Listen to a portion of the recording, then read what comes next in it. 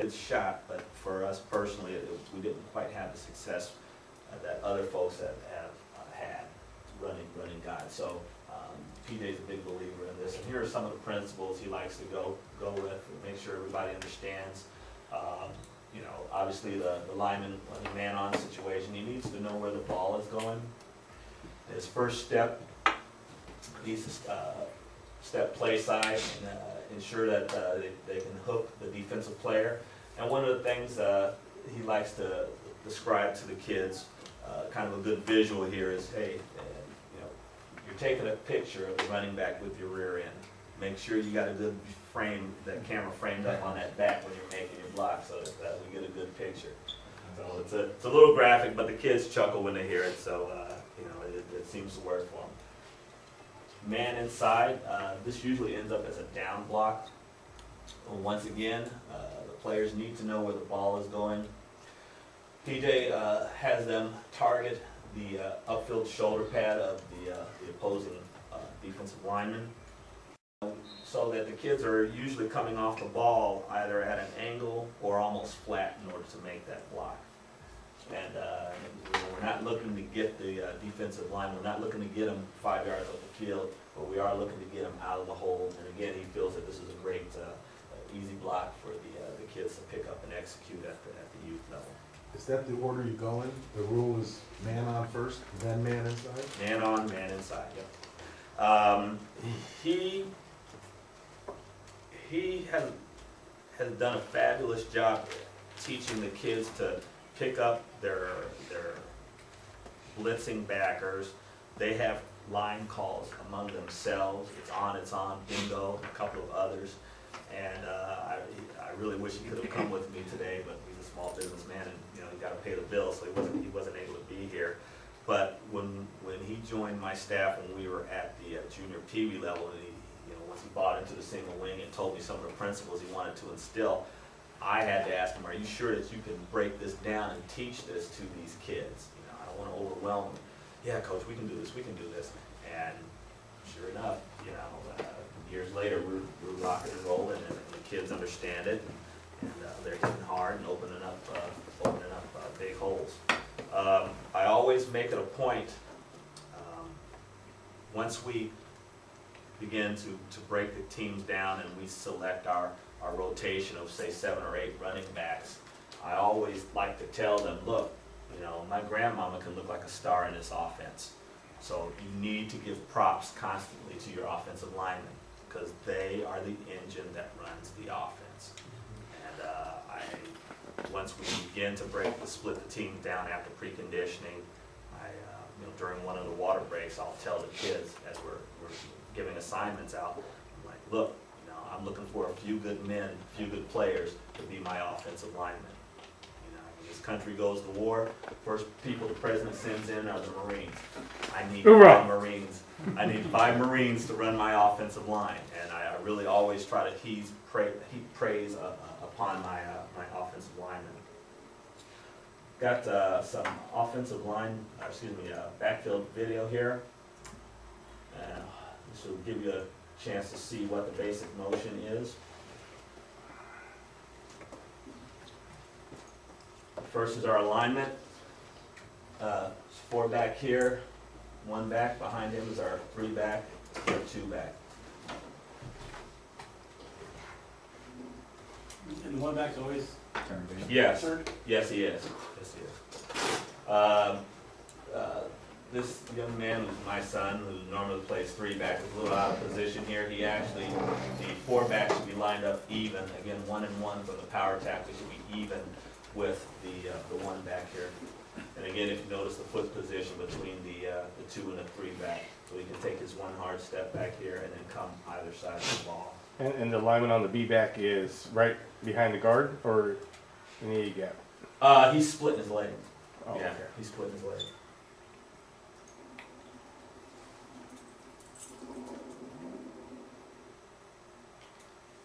Simple, basic wedge action here. There's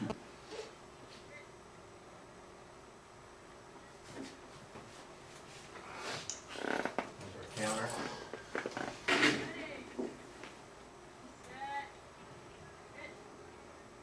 get to the mesh point, come back hard, the ball this way, just side view of it.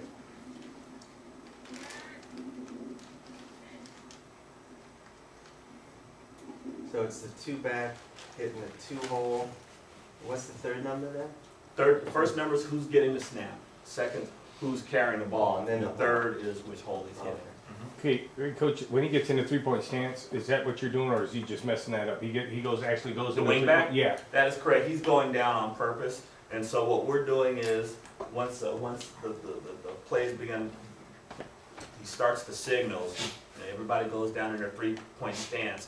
The wing back counts 1001 to himself and then begins his motion. So he can actually get in a 3-point stance and get back out. That's Okay. correct. That's So, legal. yeah, that's why he does a 1001 count to himself, so that he's not lifting his hand up while some slowpoke is maybe he's not paying attention. Oh, I gotta get down. Somebody on the interior line is still moving down. We avoid the illegal shift of the motion penalty on it. So he gives himself a 1001 call, then he goes in motion. We work constantly on our. I'm glad you brought that question up. We work constantly on our backfield motion.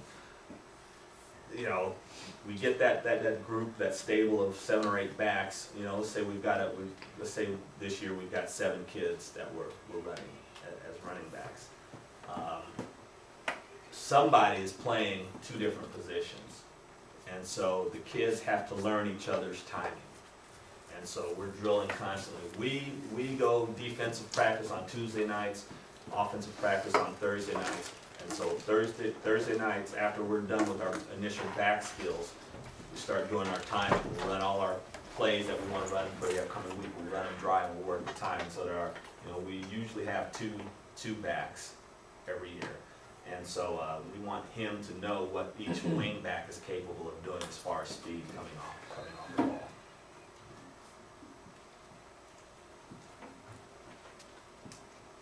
This is just a straight student body, right?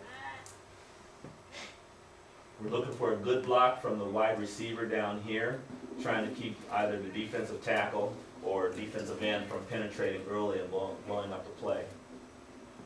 So we are pulling a guard with this group. Are you telling those kids to go get somebody, or do you want them just setting? They're area blocking. They're area blocking. The wing back, since he's closest in, and sometimes we've got it. This last year, as a matter of fact, we had a young man at the wide receiver who was small in stature, not unlike the young man that you were speaking of, your number, the 61-pound kid. So sometimes when we're running that sweep, we have to have the wing back stay there and help. Help that, because the kid's giving it his best, but you got a kid who's just short of my height, and he's gonna shove him aside and stuff. So sometimes we have to have the wing back stay and help out, because it's vital that we can't have our pulling guard caught up in this flow right here. Your area block is first man in your area. First man you see. That's where you're heading, and anybody who shows up there is who you're getting.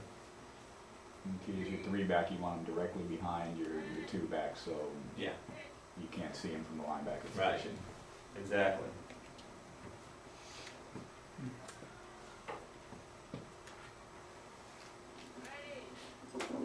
And that blocking back gets a snap sometimes. Yes, he does. Does that center hit the ball against his right leg? You can angle that snap. It's that is one of the subtleties that we work on in practice. There's 2 things. First is not bouncing it off of his leg, and second is not pointing it, because that's a tell. So we have to make sure our centers understand. You can't do that. You've got to execute that snap. Is your 2 back always going opposite your 3 backs? I noticed, when the 2 backs dive in right side, when the 3 backs going left, and when last play when the 3 back went left, the 2 back bootleg. Does he also sweep to the right or anything, or? Yes, actually. In the video clips you'll see. Let me see here. Before I run off at the mouth here. I'm just wondering. 99% of the time that is true. He's going opposite of the 3 back. Okay. The only time where that might be is on the bootleg. I'll check in the video clip here. That's a good question. I should know that. I'm sorry.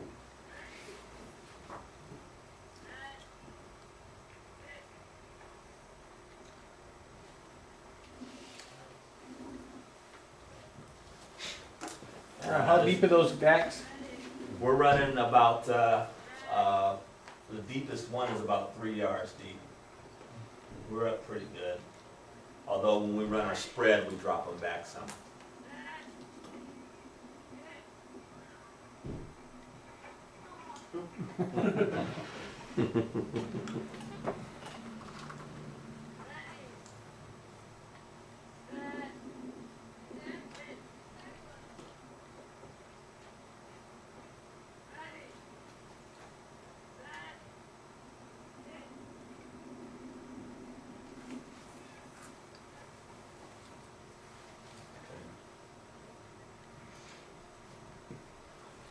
Talk a little bit about each individual running back now, as far as their main assignments.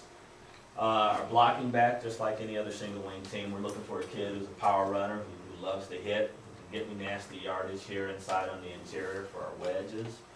And we also have what we call our wedge buck, which is based off of the motion for a buck lateral, in that the ball will come to the three back, he'll pivot his back to the line of scrimmage, take the ball, and then belly out weak side.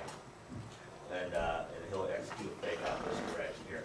We actually haven't run that. We didn't run it at all this last year, but when we were at the junior peewee level and a couple times at peewee, you know, you hit that once or twice in a game, and just another something to keep the defense guessing where the ball is going is a good play for us.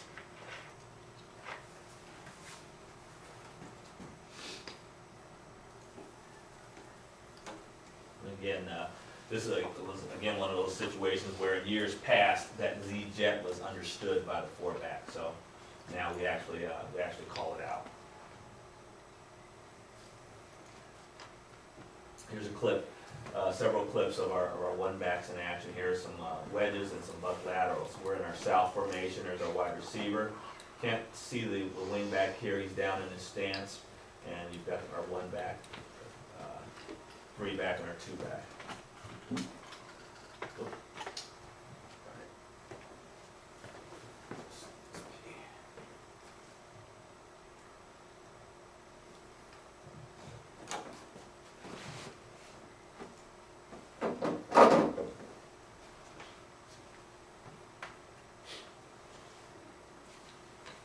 And again, keep in mind we're off with a 1 foot split as opposed to our foot to foot. If one of you, you gentlemen who run foot-to-foot splits can talk about the suggestion for having more success with a wedge out of this scenario, I'd definitely like to hear a recommendation. Buck lateral.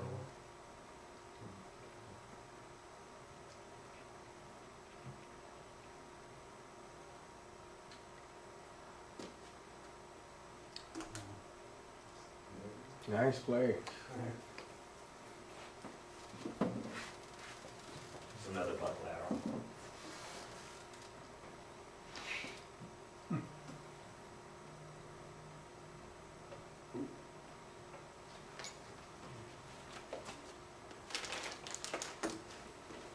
Our two back. We're looking for a kid who's more of a tailback than a straight up quarterback. We'll once we establish who those two kids are going to be on rotation, we'll do the drills that we need to help them develop a bit of a throwing game. We're throwing, last year and this year we'll probably throw maybe 30% of the time now. The boys are getting older, the defenses, the linebackers are starting to understand what they're needing to be as far need to do as far as being opposing defenders. So we're upping the number of passes that we do in each game. We're upping that slightly. And here are the lane assignments for the two back. You know, we've got our bootleg, we've got a quick lead, counter back into the line, and we actually have two types of sweeps that we can execute. One you've seen already, which is just our kind of our student body right, and then we also have one where he'll execute his fake.